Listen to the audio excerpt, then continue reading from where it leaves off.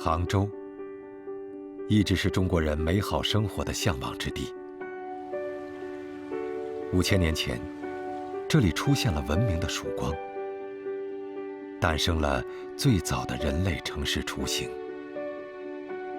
水路的开通，将杭州置于京杭大运河的咽喉之处，杭州从此兆兴。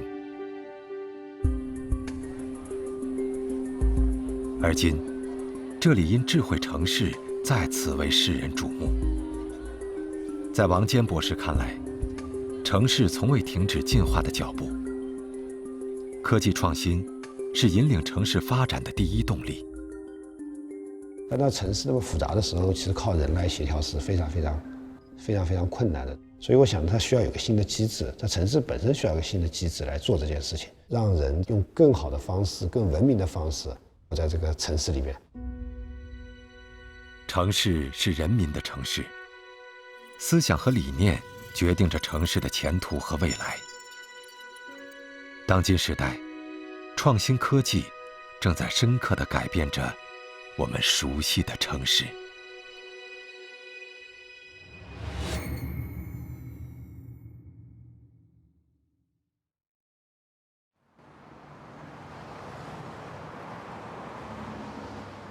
正午时分，师生们从课堂涌向食堂。这里是陈维勇的战场，留到这边来可能就宽一点了。你想想，在这两边都是墩。他必须在1小时内为这所大学35000名师生提供午餐。陈维勇的淡定，是因为有这样一组数据熟稔于心。一个中午的全身大学，单消耗蔬菜是12吨，米呢就6吨，油呢1300多升，肉类呢大概是1.6吨，消耗水呢1天大概600方水，电呢1.2万度。一顿简单的午饭，让一所大学每天都会消耗海量的资源。然而这一切，只是一座城市维持正常运转的缩影。今天，地球上超过1半的人口生活在城市。城市创造着繁华，而繁华让城市日益复杂。交通、天气、水电、管网，每一个系统都面临着城市扩容的空前挑战。它们之间相互独立又密不可分，一个微小的变化，就可能给整个城市带来难以预料的混乱。因此，每座城市都需要一位具有非凡智慧、全天不休的超人市长。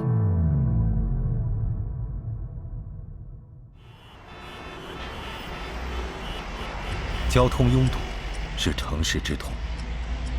在过去10年中，全球城市交通拥堵状况持续恶化。主要城市平均拥堵率超过了40%，不仅影响着人们的心情，更影响着城市运转的效率。新街口是南京这座城市的心脏地带，它的脚下是亚洲最大的地铁站，拥有24个出口的新街口站。这个繁忙的交通枢纽，日均客流峰值超过100万人次。地铁管理部门持续承受着巨大的压力。这里被誉为南京地铁的大脑，它凭借智能化的手段，实现了按客流分配运能。通过调整发车的间隔，提高运力，是解决高峰时段拥堵的唯一办法。近些年，大型以及超大型城市的地铁发车间隔已经临近极限，间隔每缩短10秒，提升的运力就可能达到5%到8%。尽管只缩短了这短短几十秒的时间，也是一个庞大的系统工程。这背后的秘密，就是智能化信号系统的一次次迭代升级。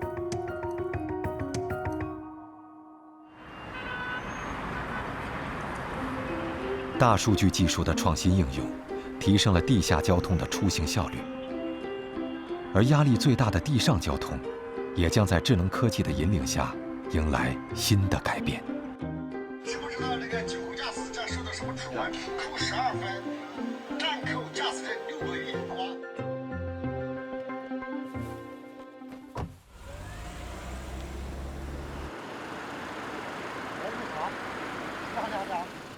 尚雪冰，一个拥有400万粉丝的深圳网红交警，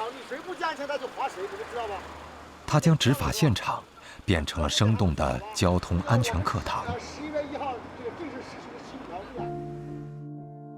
尚雪冰所在的大棚区，是深圳人最钟爱的休闲胜地。但每逢节假日，这里的拥堵曾令人望而生畏。到了夏季，去那里的路就这2条道的，一进一出的，然后特别多，进去的车辆啊多了后，里面饱和了，自己倒灌出来了，堵到凌晨4点多。交通拥堵的本质是交通供给与交通需求之间的矛盾。最令交通管理者担忧的是，拥堵极易引发次生事故，甚至导致城市局部交通瘫痪。2017年的5月1日的时候呢，在当天呢，整个进入这个深圳东部的车辆达到了这个56000辆，到达了这个历史的一个顶峰。所以呢，整个盐巴高速它双方向的拥堵时长呢，达到了23.5个小时。解决拥堵的常规手段是限制部分车辆出行。这种简单的流量管理是城市的无奈之举。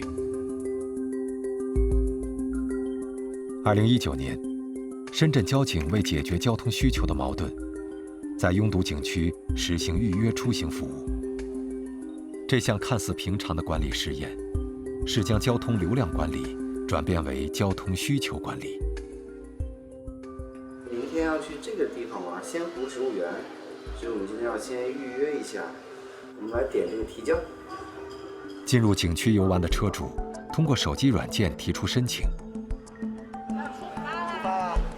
系统会根据道路的实时流量情况，智能安排预约车辆进入景区的时间。这种大胆尝试的背后，是利用大数据与人工智能技术融合打造出来的智慧交通新方法。我不但知道你每一台车什么时候进入路网，往哪个方向去，将要去哪，我甚至可以直接通知到你每一台车的车主，而且是点对点的精确干预。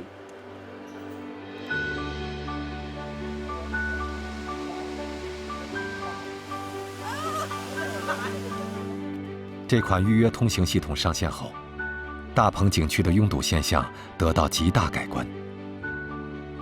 虽然节假日进入景区的车辆总量未减，但拥堵指数下降了60%。科技的进步带来管理理念和管理手段的创新，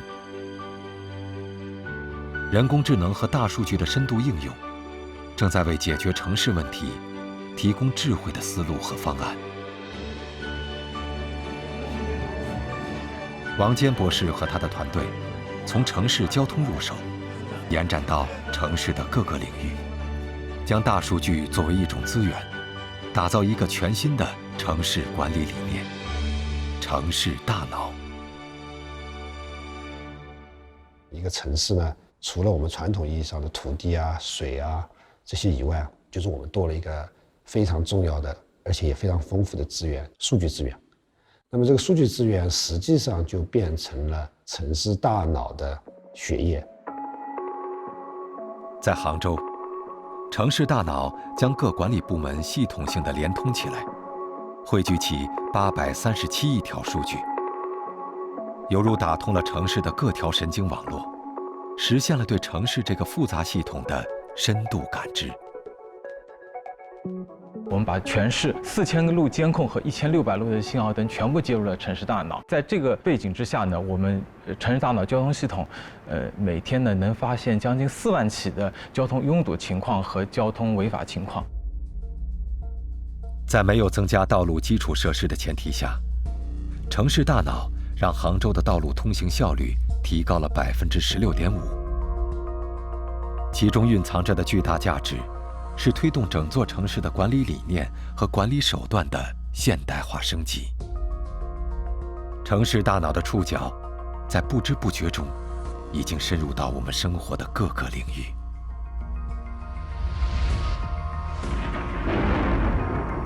互联网时代，人们每一天都需要浏览海量信息。天气预报，因为与我们的生活息息相关，成为不可或缺的那一条。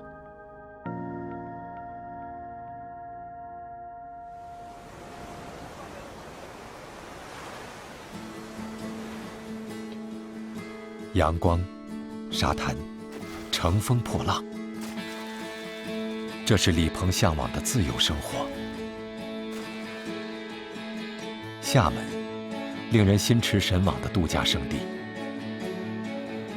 这里，也是让李鹏迷恋的训练场。作为中国最早的风筝翻板职业运动员，李鹏已经拿到了国内所有相关赛事的冠军。他的目标是参加下届奥运会。在惊涛骇浪中不断挑战自己的李鹏，需要依据精准的天气预报来制定自己的训练计划。可以看到未来10天的预报，它精确到每3个小时。基本上我们所有的每一天的，就每一周的这个计划都会根据这个来排。距离厦门100千米外的泉州，这是一座因海而生的城市，是古代海上丝绸之路的起点。出海捕鱼，曾经是泉州人最古老的职业。此刻，船长谢转业正驾驶着渔船前往外海作业。面对风云变幻的大海，无所依靠的他们一直怀揣敬畏。海上训练的李鹏，出海捕鱼的谢转业，他们的身后拥有一个强大的服务团队——中国国家气象中心。这里是中国天气预报信息权威制作与发布的神经中枢，提高预报准确率一直是他们工作的核心。因为这里发布的每条信息，影响着14亿人每天的生活。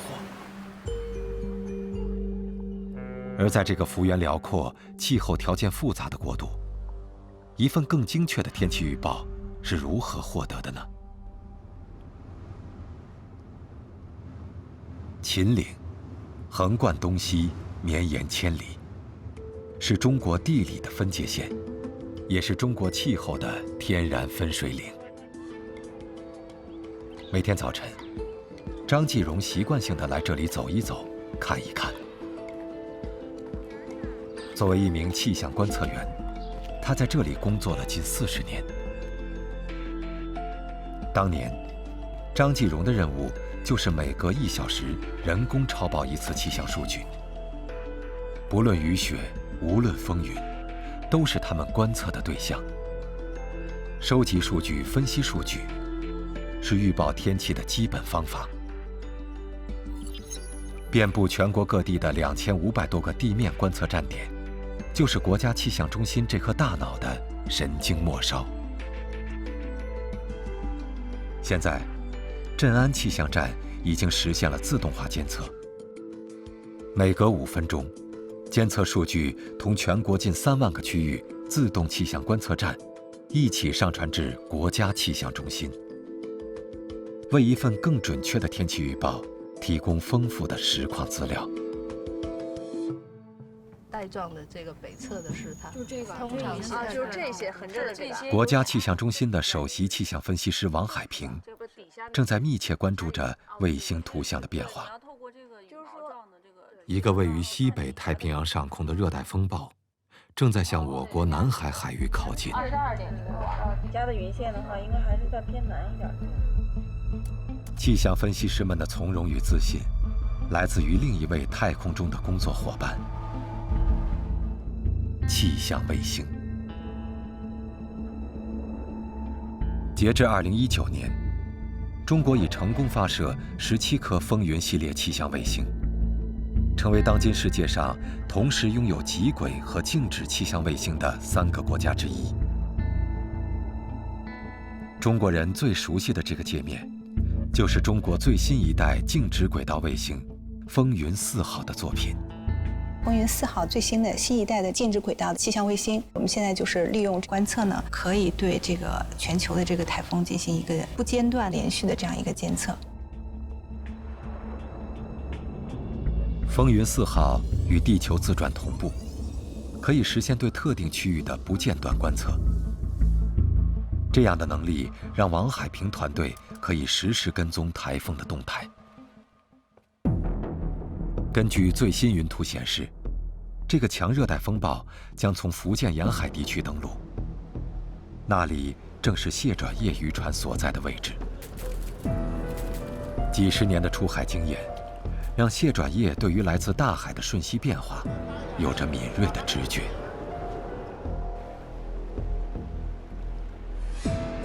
变幻莫测的台风是世界上最具破坏力的自然灾害之一。西北太平洋每年平均生成26.5起台风。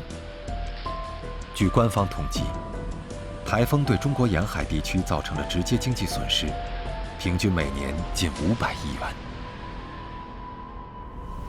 因为这里还是有一些卷度。台湾以东洋面将会出现9到10级的一个大风。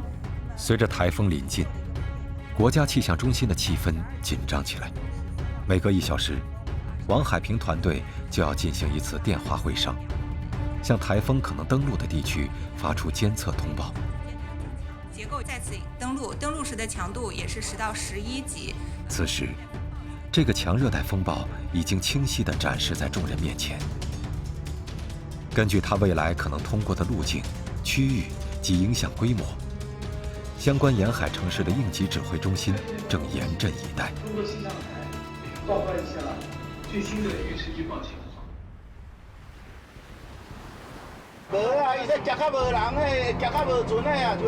与此同时，谢转业渔船的坐标也已被泉州灾害应急指挥中心锁定。这边有一条船，你看看这条船是哪里的？闽距于00236，船长是这个谢转业，通知今年第11号台风白鹭即将在我省沿海登陆，撤离的途中要注意做好安全工作。最近的避风港需要3个小时的航程，但这足够谢转业安全撤离。曾经的台风季，渔民们每次出港，都要将生命托付给庙宇里的一炷香火。而此时，有了专业系统的气象服务，谢转业已能将命运稳稳地握在自己手里。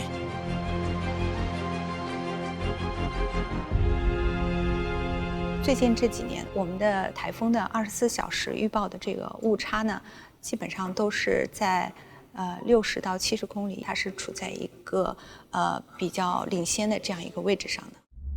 随着地面和卫星监测不断精准化，中国每天都会产生100万兆级别的气象数据。如此海量数据的存储分析，需要一个超强大脑。站在王海平和他团队身后的，正是性能不断迭代的超级计算机。中国新一代超级计算机的运算速度已达到12.5亿亿次每秒，而这1秒的运算能力，需要14亿人用算盘计算1万年。来自于天上和地面的观测数据，以及强大的算力，让人们可以越来越精准地预判天气情况。目前3天内的天气预报，在全球范围的准确率可达到70%到80%。中国是一个气象大国，但距离气象强国还有一定的差距。在科技手段的助推下，生活在现代社会中的人们更加期待对天地万物的实时感知，预测风雨，预知天地变化，从而未雨绸缪。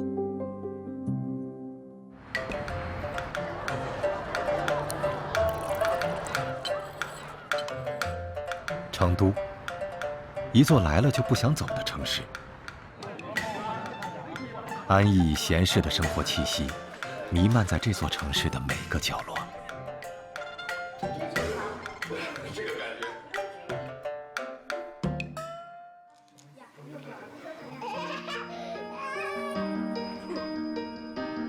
结婚10周年纪念日前夕，韩鹏特意预定了一处可以俯瞰全城的最高位置。他想给妻子一个特别的纪念。人这辈子也没几个10年啊，尤其是2个人在一块儿的10年，从2个人变成了4个人，这10年应该还是很有收获的。被誉为中国西部第1高塔的锦绣天福塔，高339米，是成都这座城市的经典地标。这里是目前成都最高的地方，我经常从这里路过，但是一直没上来过。现在啊，这个成都的高楼大厦是越来越多了，在这个视角看成都，你就会发现，哎，这是哪儿啊？不认识了。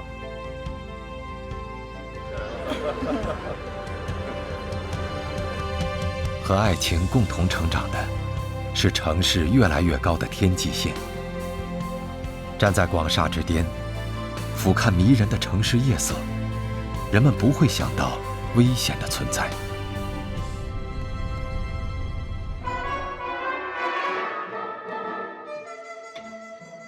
周末，吴小斌抽空来看朋友的音乐会排练。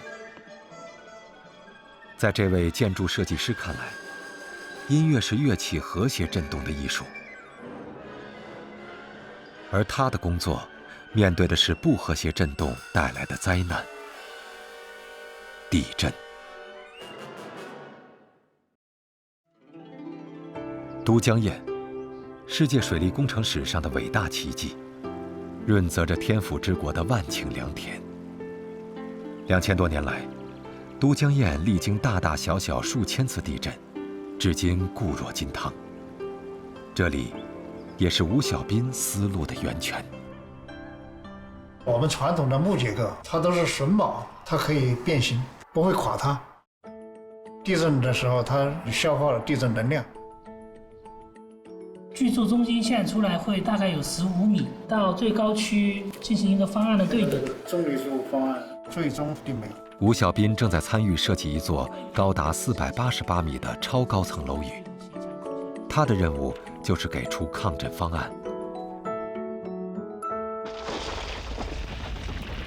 地震的本质是能量的传导，吴小斌的减震结构设计，试图通过榫卯结构以力卸力的原理，消耗地震能量，阻止能量传导，以此维护建筑结构的安全。而这其中不可或缺的组件是阻尼器，它相当于给建筑添加了一根保险丝。管庆松正是设计建筑减震阻尼器的专家。但是在地震发生的时候，上部结构房屋啊，它有来回、有摇摆、有这种弯曲。那这样的话呢，它通过这个阻尼器的这种来回往复的这个运动啊，它就产生了一个耗能了，它就可以消减地震能量。北京大兴国际机场将在2025年满足旅客吞吐量7200万人次、起降62万架次飞机的需求。创新抗震设计方案极富挑战。它如果采用传统的抗震设计，这个中间的这个柱子啊，可能会比较密，直径会比较大。另外呢，整个的用钢量，包括这个混凝土的用量也是非常多，整个的功能呢，可能还很难保障。地面下的大兴机场铺设了多条城市轨道交通线路。如何减小高速列车运行时产生的震动，让机场内的旅客更为舒适，也是建筑师们必须考虑的问题。相对完美的方案是将整个航站楼悬浮在地基之上。管庆松采用隔震技术，实现了这个看似大胆的想法。隔震呢，主要就是在基础与上部结构之间有一个柔软的隔震层，通常是由橡胶制作，可以把地震发生以后的能量大部分消减掉，所以传到上部结构能量呢就已经减弱了很多。1376套隔震组件，形成一个庞大的隔震层，可以抵消80%的地下震动。加上分布在主体结构上的阻尼器，使大型机场动若风发，而又静若处子。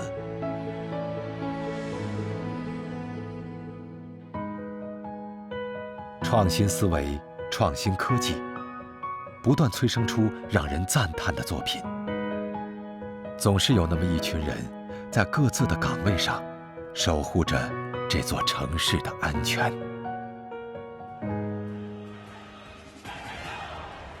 在这里，我们给父老乡亲拜年啦！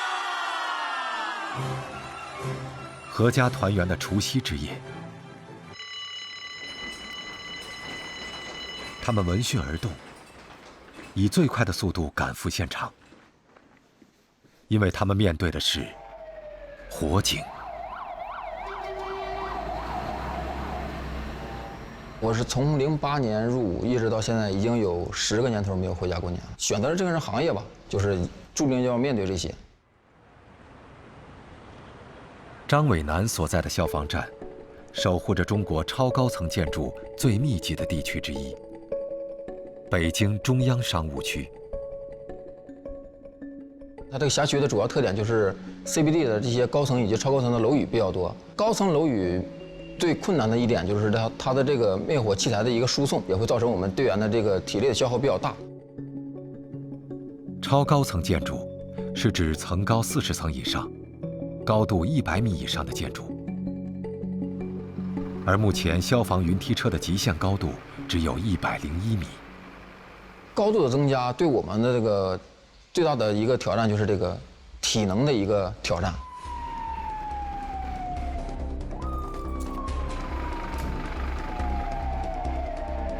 张伟南和他的战友们随时做好准备，以最快的时间负重登高，完成高强度的灭火作业任务。这要人血，这个吗？是您的屋吧？这几个我踹开之后，这个是现场经中位核实，电线冒烟，现场无过火无伤人。知道啊，没事没事，名字啊，没事就行。这些逆行者被视作英雄，但他们也是父母的儿子、妻子的丈夫、子女的父亲。谁来守护他们的安全，让这些无谓的逆行者离火远一点，就是科技工作者们的努力方向。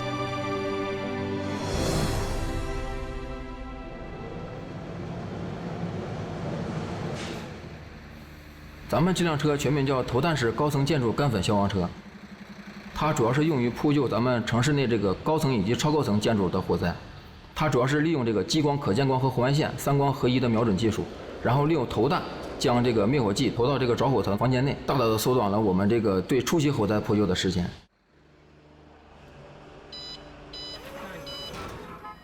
投弹式高层建筑干粉消防车，最高射程可达600米。这是当今中国高层楼宇的极限高度。如何突破极限，让智能消防装备更加安全，是一项急需解决的新课题。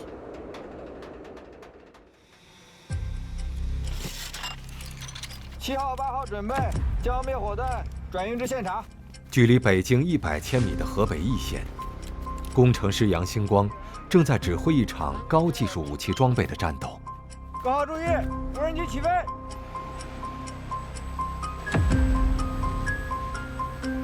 3、2、1，点火。高层楼宇消防现在是个世界性难题，所以我们又提出来了高层楼宇无人机智能灭火系统。经过这3年半左右的研制，现在我们已经进行了8次综合试验。杨星光潜心研发多年打造的神器，将会改变中国17万消防员的命运。虽然最后所有的消防灭火都是靠人力去解决，但是希望前期希望危险的时候，咱们消防员可以离得远一点。消防无人机拥有厘米级定位精度，可以在任何环境条件下实现灭火弹的瞄准与发射。也许，这一枚枚灭火弹即将打开智慧消防全新时代的大门。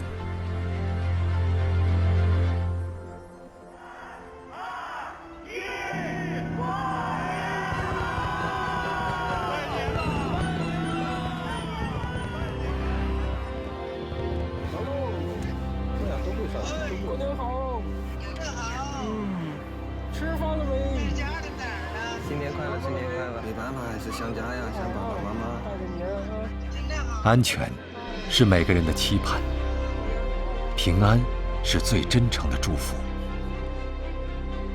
科技创造着更安全的生活环境，科技也在保障着人们的安全。前沿科技就是这样，在不知不觉中渗透到这个世界的各个角落，不断地提升着人们的幸福感。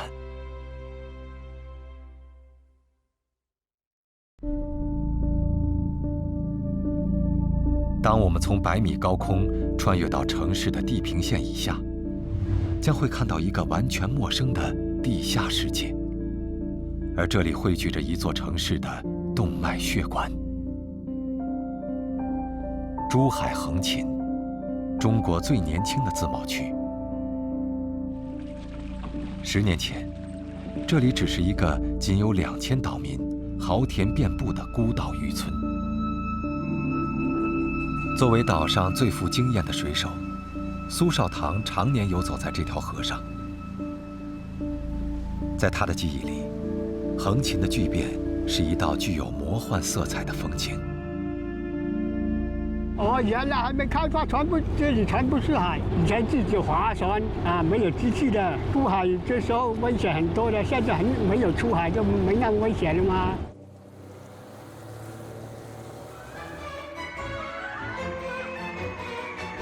曾经安静的豪田，如今已经变成一座快乐的海洋乐园。黄志聪是土生土长的横琴人，现在他在这个乐园里为孩子们创造快乐。因为你就是一个小岛，很多东西要从外面输进来。到刮风天的话，电力基本上都中断了。10年时间，横琴岛发展成为一座与一河之隔的澳门比肩的繁华都市。黄志聪亲身经历了这场魔法般的巨变，奥秘就埋藏在横琴地下。何健正是那位掌握密码的人。这条长达33.4千米的地下隧道，贯通横琴岛，是整个横琴最核心的基础建设工程——城市地下综合管廊。这里就是我们横琴标准单舱式的一个管廊，通讯管束、给水管道、真空垃圾管、中水管、冷凝水管、漏电系统的。传统的城市规划，各类管线分属于独立的系统。随着城市规模的扩大，地下管网交错纵横，野蛮生长，不仅影响市容形象，也不利于综合管理。城市地下综合管廊为城市升级提供了一个解决方案。横琴总共是106平方公里，可以居住空间大概是在28平方公里，提供民生的这种设施管线，我们统一纳到综合管廊里面。实际上，我们这33.4公里的这个给横琴，我们节约了大概40余公顷的土地。对于土地资源极其宝贵的城市而言，地下管廊就像给城市预装了一块集成电路板，大大推进了城市建设的速度，也为城市资源的综合管理和未来建设奠定了精细化、智能化的基础。家乡巨变，恍然若梦。没有今天的横琴，也许苏绍堂还是那个艳羡对岸繁华璀璨的渔民，也许黄志聪也已远走他乡，去追逐梦想。之前我不敢说自己很亲人的，说出去会被给人说的啊，那什么小岛出来的小岛民啊。那现在我很自豪的说，我是恒星人。社会的进步，奇迹就这样发生在每个人的生活中。每个人都是这个时代的参与者，也是这个时代的获益者。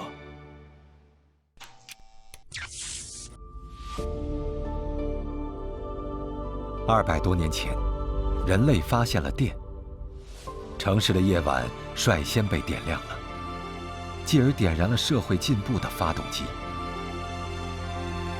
就像空气和水一样，人类从此离不开了电。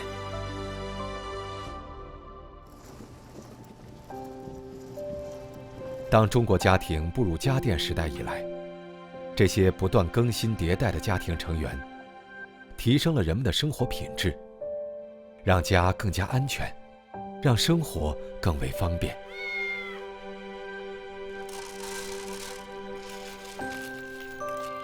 无论身在哪里，都能时刻感受到家庭的快乐。但这一切的背后，都需要更充足的电力供应。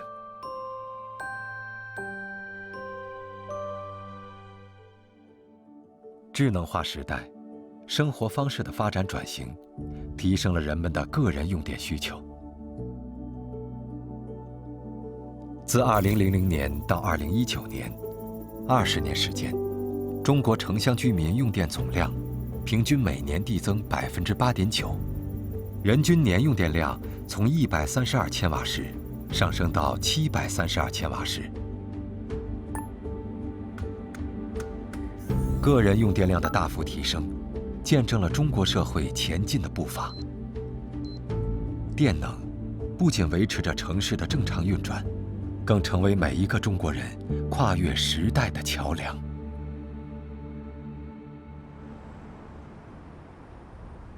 中国人口的70%集中在东部。中国15座1000万人口的城市中，有12座位于东部地区。而相对丰富的电力资源集中在广阔的中国西部。电能资源不足与人口分布密集，造成中国东部城市电力短缺。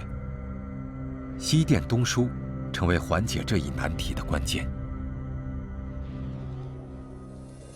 新疆昌吉，全世界等级最高的特高压直流输电线的起点。这座换流站相当于一条电力高速公路的入口，它的使命是将交流电转换成直流电。当线路达到一定长度之后，必须要抬高电压等级，这样才能减少损耗。交直流传输的最大的区别就是，直流单条线传输的容量会更大一些，第二个损耗会更小一些。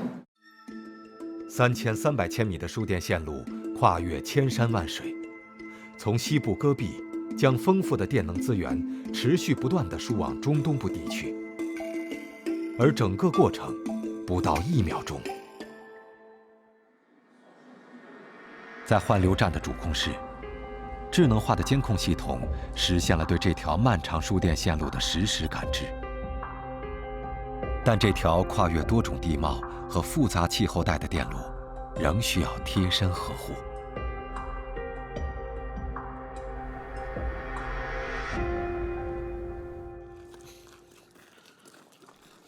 杨凯是这条线路上的一名巡检员。雨雪寒暑，风餐露宿，常年跋涉在1100千伏的高压塔线下面，是他们的工作常态。现在，杨凯有了一个新的工作伙伴。检查电池电量，安装进去。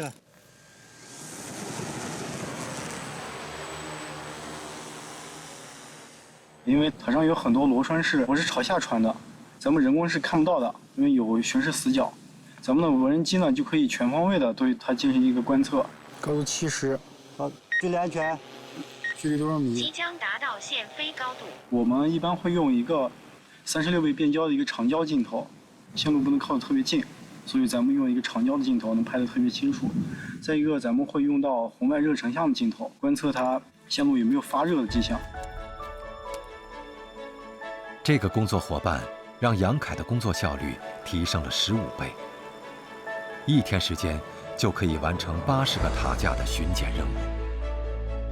这条1100千伏特高压输电线，每年向中东部地区输送电力660亿千瓦时，可以满足4000万个家庭的年用电需求，同时创造了节能减排的新纪录，减少燃煤运输3024万吨，减排烟尘2.4万吨，2氧化硫14.9万吨。电能已经成为社会发展的基础能源。远在新疆昌吉的杨凯从未到过上海，他希望有一天能来看看这座被称为魔幻之都的不夜城。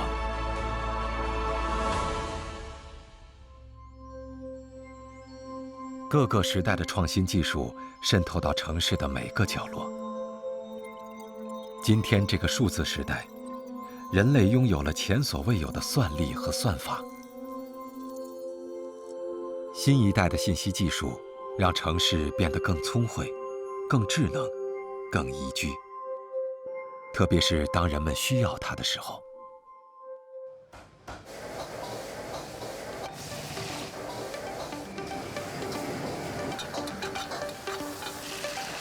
正好做的菜重新烧一遍。一盘不大的店面，却有一席难求的场面。钟老板用了18年的时间，把这家绍兴菜馆经营成了杭州城中的一家网红店。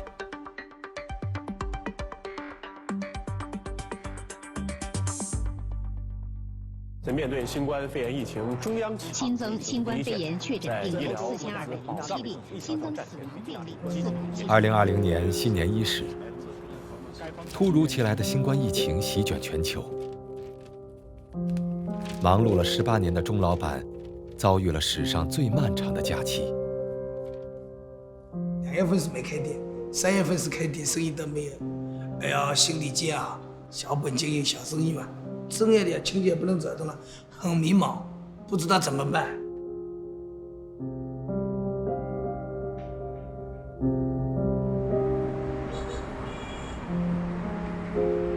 历经几个月的期盼，度日如年的煎熬终于过去，门庭若市的场面也终于归来。健康码我也看了。健康码。在钟老板看来，小小的健康码是这家店铺的护身符。需要这2位啊，睡觉。健康码开一下。客人安全了，我们也安全了，我们站到起来，我们这家店也安全，就是一路通。护身符嘛。新冠疫情爆发后，线上防控系统在我国各级城乡第一时间上线。健康码成为全社会抗击疫情的一个重要手段。在世界抗疫形势依然严峻的今天，中国能够迅速、全面地恢复正常工作和生活，小小的健康码也发挥了它关键的作用。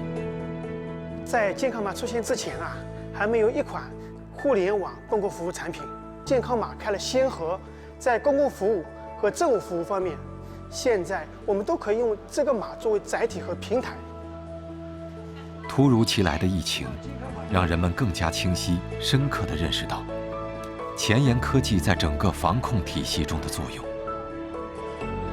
城市变得越来越智能、有序，一个看不见的却无处不在的超人市长，正在服务一座座城市。城站的建设啊，不仅是技术层面的多业务协同的数字系统建设，还是一项全方位、全时空、全领域的系统性的深化改革。更是一场由政府、企业和市民共同参与的数字化的思想进化。其实城市应该是生活在这个城市的人，因为他们的活动，慢慢的让城市长成这个样子的，进化到今天，它慢慢一定会出现的东西。那么它的一个很重要的作用就是，这个它能够感受到生活在这个城市里的人，他们希望城市变成什么样，慢慢的也来调节，让这个城市像人向往的那样。对更加美好生活的永恒向往和不懈追求，一直是人类社会前进的驱动力。人类一直在运用智慧的大脑，创造着各种工具和手段，一点一点地让人们的工作和生活更方便、更安全、更幸福。人类文明的集大成者——城市，也在这个过程中变得更富有人性，更富有科技感。前沿科技正在改变着人们的生活，一个真正智慧的时代正舞动着科技的翅膀，翩翩而来。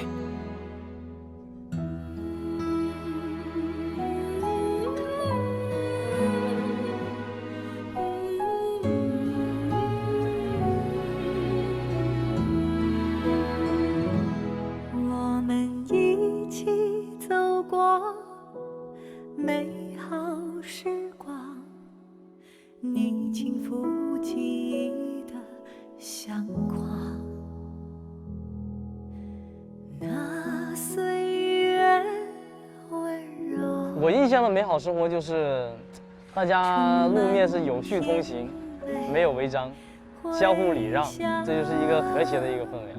干净整洁的城市，然后有高效为民服务的政府体系，有自己所喜爱的工作，这是我们美好生活的向往。我可以在这个城市很辛苦的去上班，同时我还可以在这个城市、这个环境、这个深圳这个家庭里面很开心、很舒适的一个我自己想要的一个小日子。我觉得这就是一个美好生活的一个内容吧。有的时候呢，我会醒得早一点，或者半夜起来，看着家里人睡得很香啊，养的小动物它们也睡得很懒洋洋的，睡得很香，我觉得这就是幸福。